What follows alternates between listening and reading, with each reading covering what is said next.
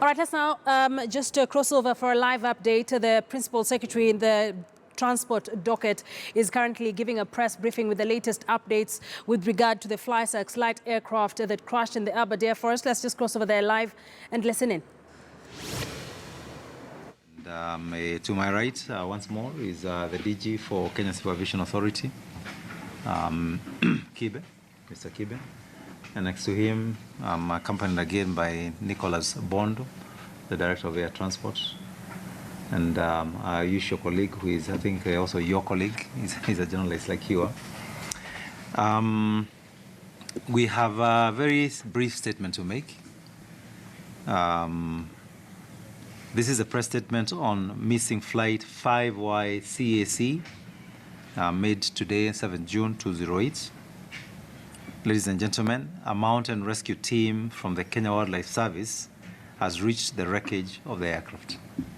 Unfortunately, from the reports we are getting, there are no survivors. The families of the passengers and the crew have been notified. And as a ministry, and speaking on behalf of government, we truly regret this very sad outcome and send out our heartfelt condolences to the bereaved families. We want to assure you that investigations into the probable cause of the accident have commenced and they'll proceed on in earnest, and we should be able to call you back in here again to confirm the results of these investigations. And that is the end of the press briefing. You can ask questions. Yes. I have 3 questions I want to direct to Captain Kibe. The first question is,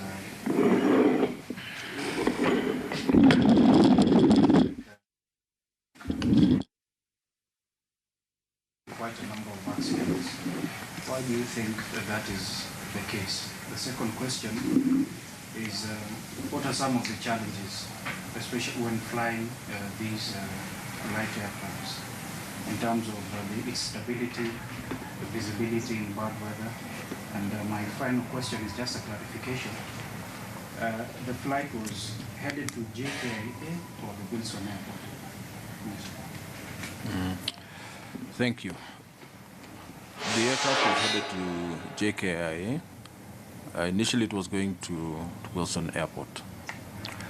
It is true that there have been a few incidents. There's a recent one which had similar sort of consequences in the Mao Summit. That was about 3 years ago. Any before that was many years before. But there have been incidents, several incidents, and a few accidents. The important thing to know is that accidents happen, whether it's in the air, on the ground, by rail, or even in the sea. These are just the facts of life. There are many causes for accidents and incidents, so it is difficult. In this case, we are not in a position to tell you what we think the cause is, because there's an investigation going on by the Air Accident Investigation Department. So we cannot even try and speculate what the cause is. The only thing we do know is what everybody else knows, that the weather was bad on that day, and this unfortunate accident happened. Probably just a follow-up on my second question. What are the challenges normally when flying such light aircraft? There is no major challenge when flying light aircraft or large aircraft. The situation is the same when you're talking about weather. I'm assuming that you're asking about weather. Weather is encountered at any time, and whether aircraft are large or small. The main thing that happens is that when you're flying in weather, you do not see outside. But we use instruments where we fly under instrument flight rules. So it's not so much a challenge. It's just that you cannot see where it is that you're going, but you should be knowing where you are at all times. Any particular reason why the flight was diverted from the airport it was supposed to land Wilson to JKIA? We don't know exactly for sure, but what we can say is that it was diverted due to weather. So it was found better to go to JKA instead of Wilson Airport. Yes, go ahead. Tumetoka pande ile nyingine ya Western na familia wanaraumu operation vile ilikuwa. Wanasema wale ni watu wako huko. Operation inafanyika ikifika mahali fulani watu wanarudishwa tena Njambini boys then waanze tena asubuhi. So sijui kwa nini watu wanaanza operation na ni jeshi wao KWS, KFS wanaenda wanafika mahali wanarudi na the same people watapanda tena na same limbo. So familia pande ile wanauliza kwa nini kama ni kwenda wafike point fulani wapumzike wakiwa hapo asubuhi waendelee. Wanasema it take a lot of time. Well, I can tell you, I grieve with these families. I feel their pain. Being also a family man. Yeah, I feel their pain being a family person.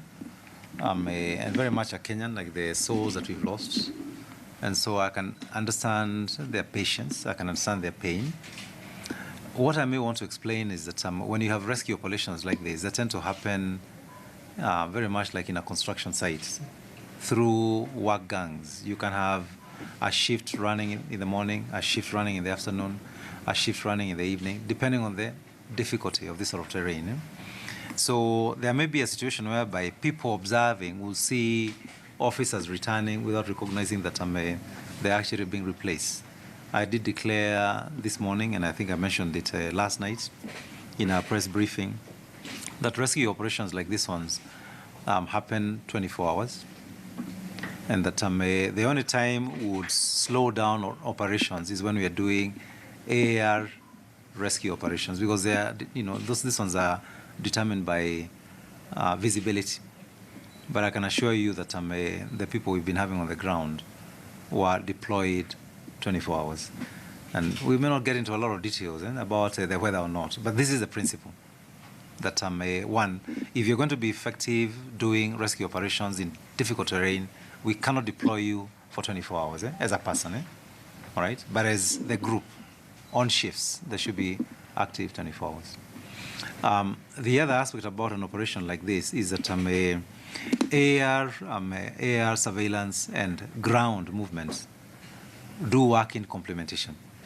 So the air surveillance is like the front movement that actually surveys a broader area and directs movement on the ground.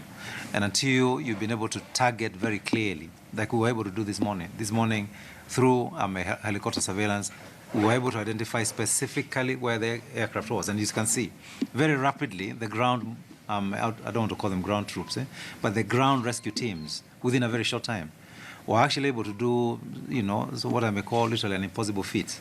Surmount a cliff that is 400 meters in 3 hours, and we have the information we have.